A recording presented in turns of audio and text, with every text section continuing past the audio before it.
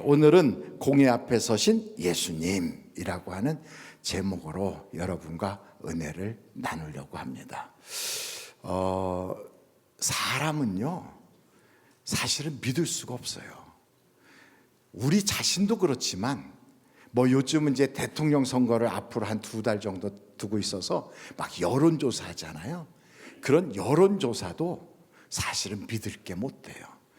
어저께 여론조사한 거 일주일 뒤에 또 보세요. 또 달라지지. 계속 바뀌어요. 그런데 인간은 조석으로 우리의 그 마음이 바뀌게 되어 있어요. 왜냐하면 인간은 불완전해서 그래요.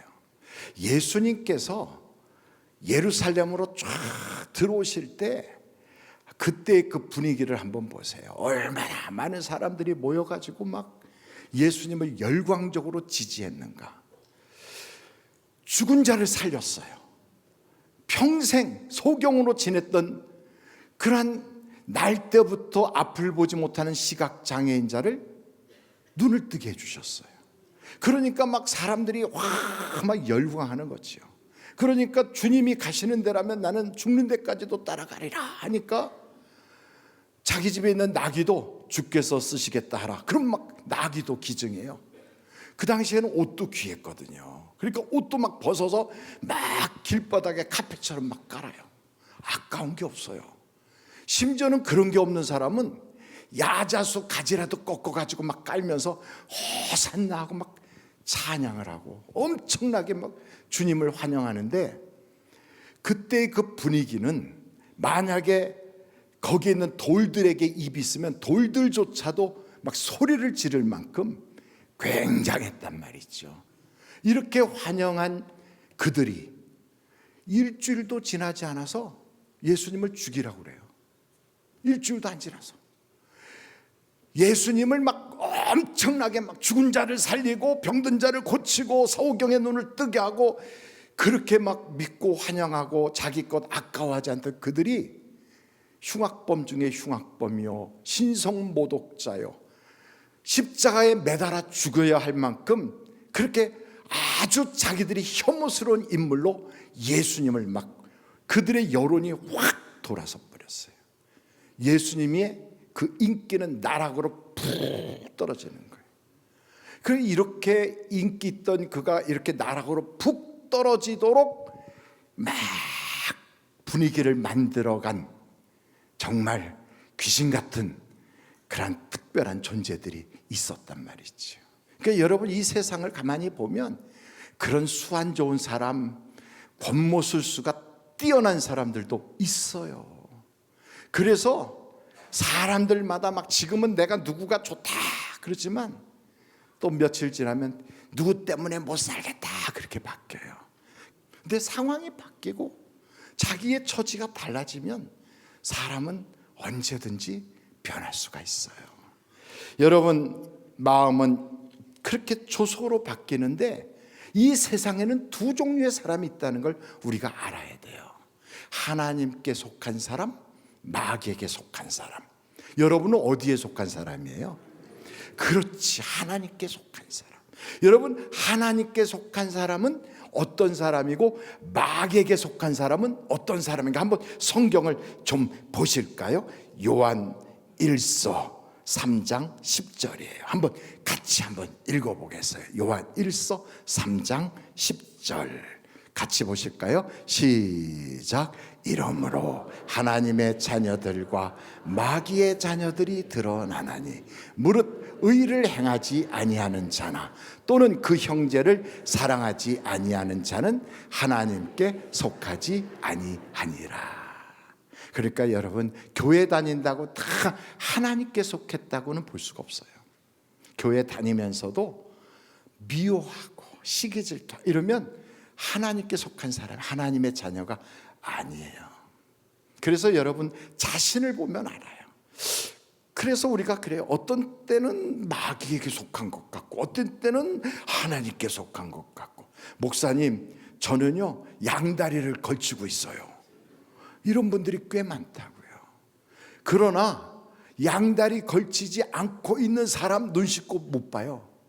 다 목사님 저부터 시작해서 전부 다 사실은요, 우리가 앞뒤면이 달라요.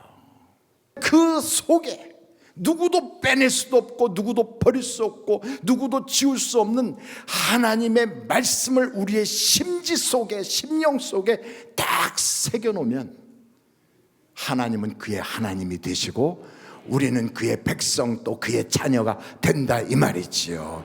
그래서 우리의 심령 속에 신비에 딱 새기는 것을 신약적 표현으로 말하면 성령 충만 받으라는 거지요. 사람은 조석으로 바뀌어도요, 성령은 어제나 오늘이나 바뀌지 않아요. 그래서 그 성령이 나를 붙잡아 주면 짐승의 씨다, 사람의 씨다, 하나님께 속하였다, 마귀에 속하였다, 흔들흔들하던 우리의 그런 이중적인 모양이 하나님께로 탁 우리의 주소지가 옮겨지고 신령한 자의 자리에 서게 되는 것이죠. 그러므로 우리 하늘 비전교회 모든 사랑하는 성도들, 어제나 오늘이나 동일하신 예수 그리스도를 통하여 확실하게 성령 충만 받으시기를 간절히 바랍니다. 그렇게 성령님이 와 계시는 것을 어떻게 확증할 수 있는가? 그 입으로 예수님은 나의 구주시다, 나는 예수를 믿는 사람이다, 나는 예수님을 나의 주인으로 모셨다 확인하는 사람은 자기 입으로 그렇게 고백할 수 있는 것이 제정신이 아닌 거예요. 보지도 않은 사람은 어떻게 믿어요? 그리고 내가 그를 만난 적도 없는데 그분이 나의 주인이라고 어떻게 고백합니까?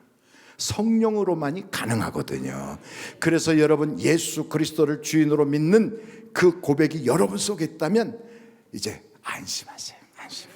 나는 하나님께 속한 사람이고 나는 하나님의 씨를 받은 자고, 우리는 썩을 것으로 구원받은 것이 아니라 썩지 아니할 것으로 구원받은 것을 믿으시기를 간절히 바랍니다.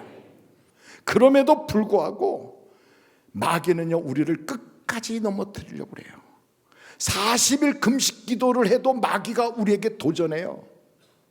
그래서 예수님을 보면 40일 금식 기도하여 성령으로 충만하신데도 마귀가 와서 시험하더라는 거지요.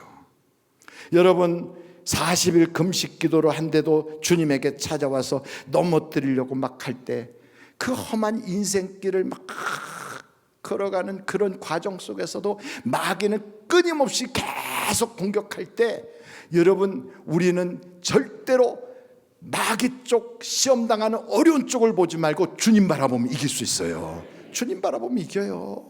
그래서 성경을 보면 자기를 보면 실망하고 문제를 보면 문제 속에 빠지지만 주님을 바라보면 이길 수 있게 하시거든. 그래서 여러분, 기도는 뭘 하게 하냐면 주님을 바라보게 한다고요. 예수님도 어려운 시험이 찾아왔어요. 이제 십자가가 코앞에 있어요. 제자들, 사랑했던 제자들이 배신해요.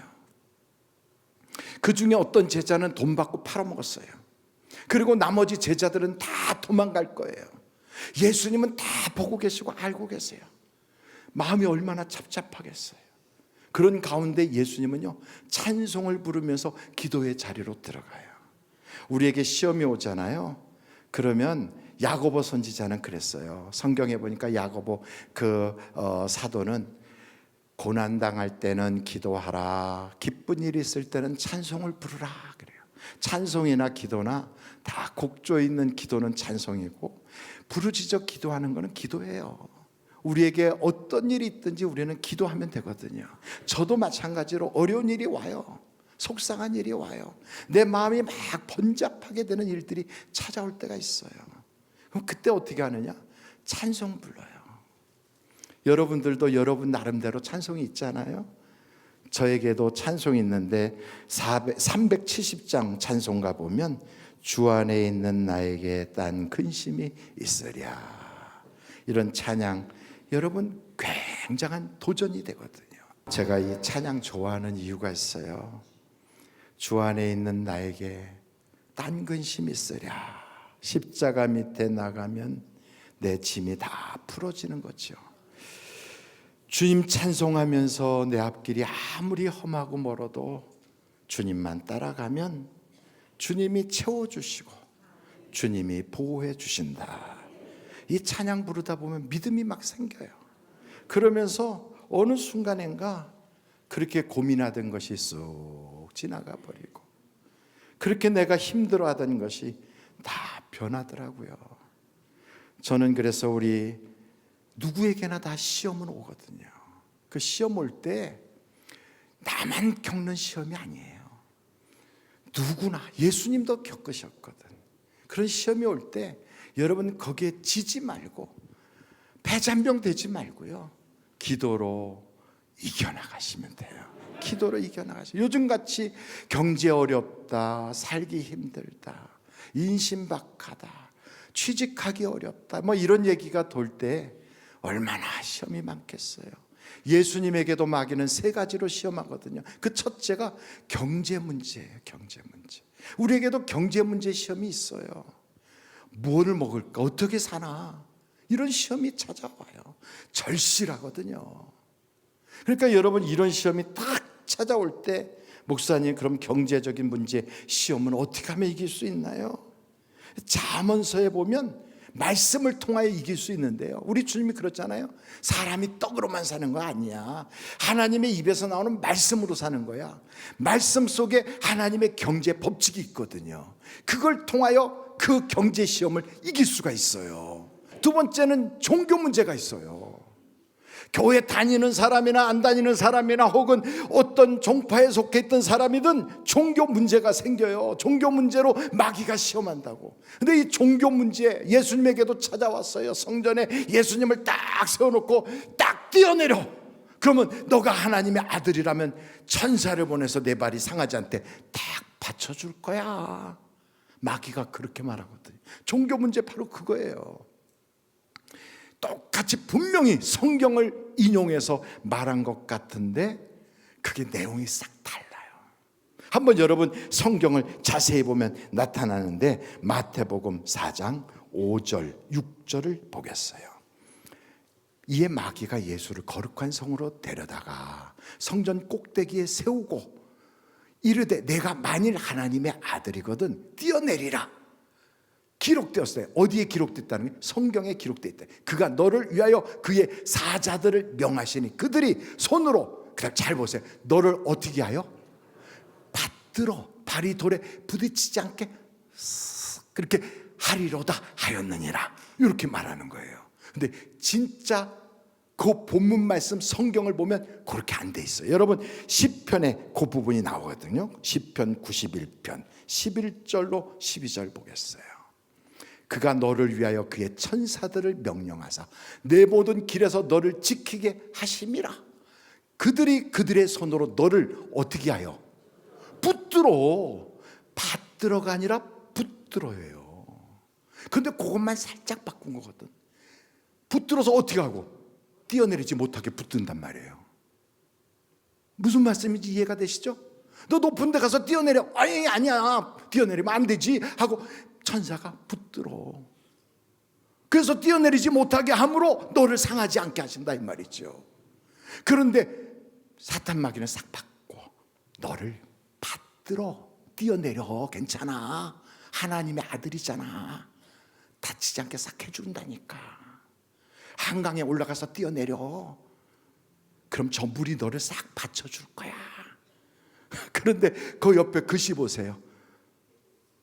잠깐만 참으세요. 생명의 전화를 빨리 돌리세요. 그렇게 써있단 말이죠. 절대 그렇게 결정하지 마세요 이러잖아요. 그런데 마귀는 그래요. 아니야 뛰어내려. 저 바람 물 시원하겠지? 받들어 준다고. 아니에요. 성경이니까 붙들어요. 그래서 여러분 똑같이 이단들도요 우리의 성경을 인용해요. 우리와 같은 기독교인 것처럼 성경에 대한 이야기를 해요. 그리고 우리와 같은 신앙을 가진 것처럼 흉내를 내요. 그러나 성경을 항상 왜곡한다고요. 그러므로 여러분 하나님의 말씀에 속지 마십시오. 그들이 전하는 말씀은 왜곡된 말씀, 거짓의 말씀, 하나쯤 탁 바꾸는 말씀이라고요. 그래서 여러분의 신앙을 딱 지켜서, 성경에 보니까 사탄아 물러가라 그러시잖아요. 여러분 마귀를 이길 수 있기를 간절히 바랍니다. 마지막 세 번째는요, 그 높은 산으로 끌고 올라가서 세 번째 시험은요, 성공에 목마른 사람들에게 하는 시험이에요. 성공에 목이 말라 있어. 나는 성공해야 되는데. 이렇게 성공에 목마른 사람들한테는 마귀가 딱 찾아와서 내 영혼을 팔아먹어. 그럼 내가 너를 도와줄게. 성공할 수 있게. 너 나한테 살짝 절해. 아무도 보는 사람 없어. 너 나하고 계약 맺자. 너 내 손 잡아. 내가 너를 도와줄게. 그래서 여러분, 그런 마귀가 공격할 때 아니야, 저거 쫓아가면 죽는 거야. 예수님을 붙잡아야 살 길이 열려지는 거야. 이걸 알아야 돼요. 그런데 여러분, 이런 시험이 올 때 전조 증상이 있어요. 뭐가 있다고요? 전조 증상이 있어요. 세 가지로 전조 증상이 딱 나타나요. 첫째는 기도를 못하게 방해해요. 기도를 할 수가 없게 만들어요. 자꾸 막 기도 못하게 회방해요. 기도 자리에 못 가게 하고, 뭔가 바쁘고 그래요. 핑계거리 무지 많아요. 그러면 이거 시험에 오려고 하는 거구나. 그걸 알아야 돼. 두 번째는요, 자꾸 마음이 조급해져요.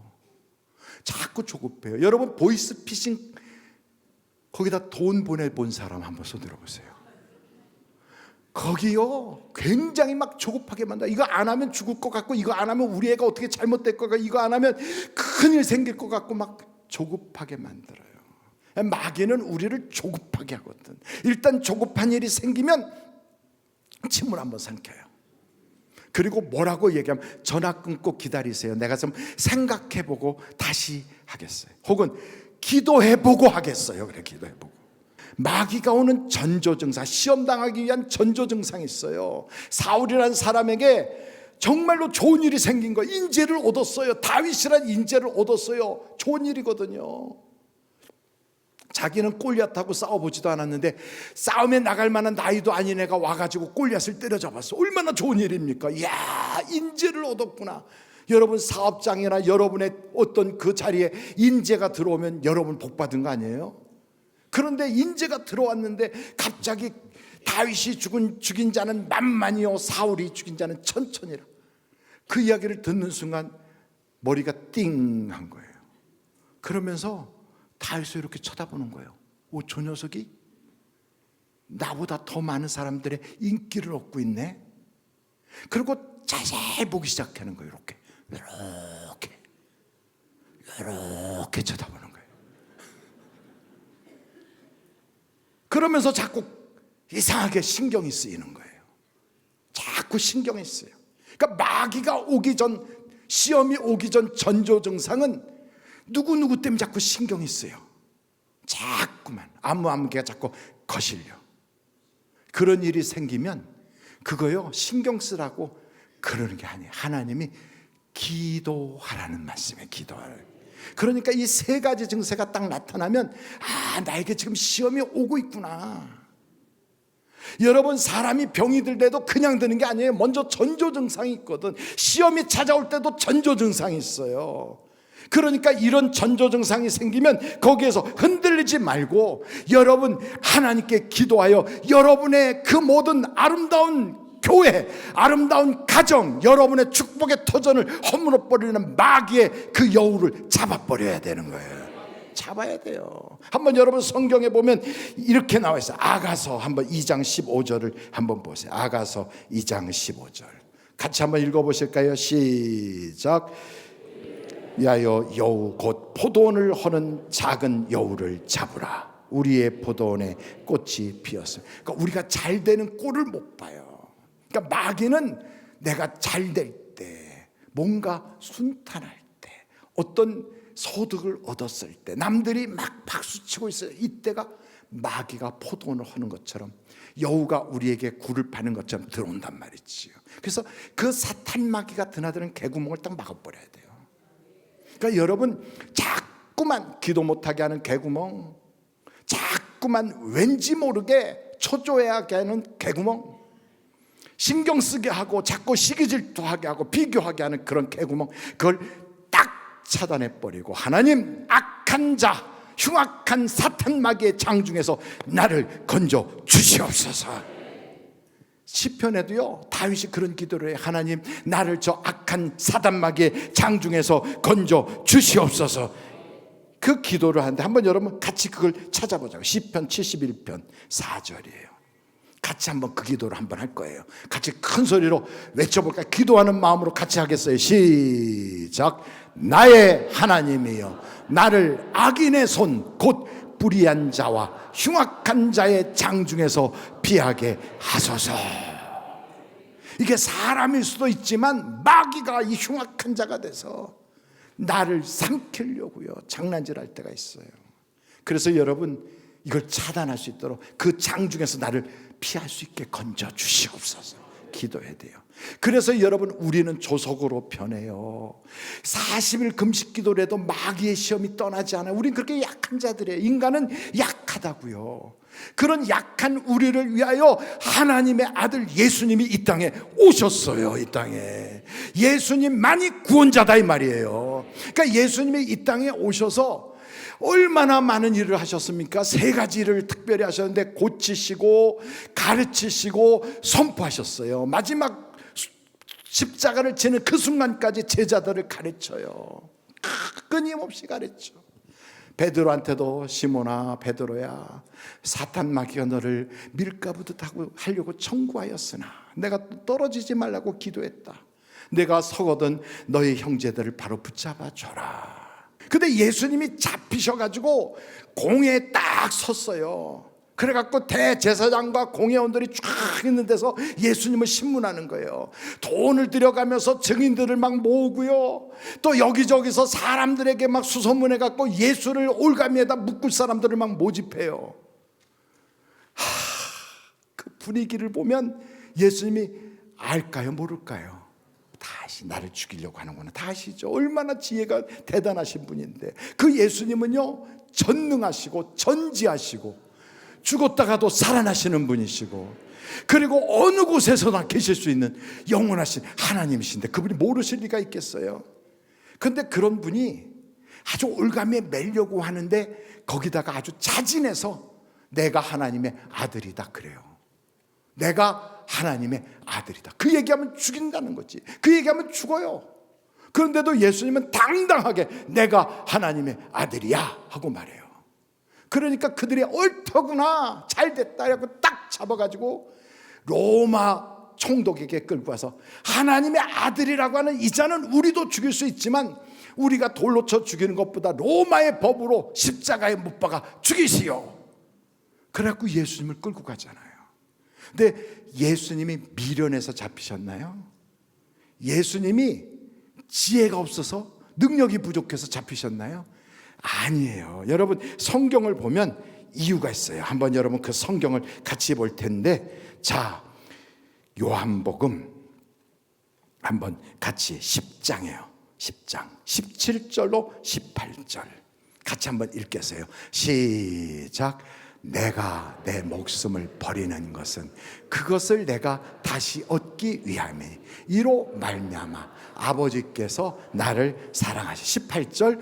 이를 내게서 빼앗는 자가 있는 것이 아니라 내가 스스로 버리노라. 나는 버릴 권세도 있고 다시 얻을 권세도 있으니 이 계명은 내 아버지에게서 받았노라 하시니라.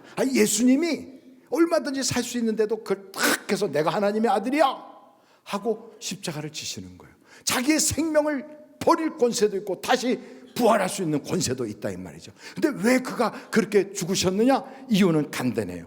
요한복음 10장 11절부터 한번 보겠습니다. 11절 시작. 나는 선한 목자라. 선한 목자는 양들을 위하여 목숨을 버리거니와 삭구는 목자가 아니요 양도 제 양이 아니라 이리가 오는 것을 보면 양을 버리고 달아나나니 이리가 양을 물어가고 또 해치느니라.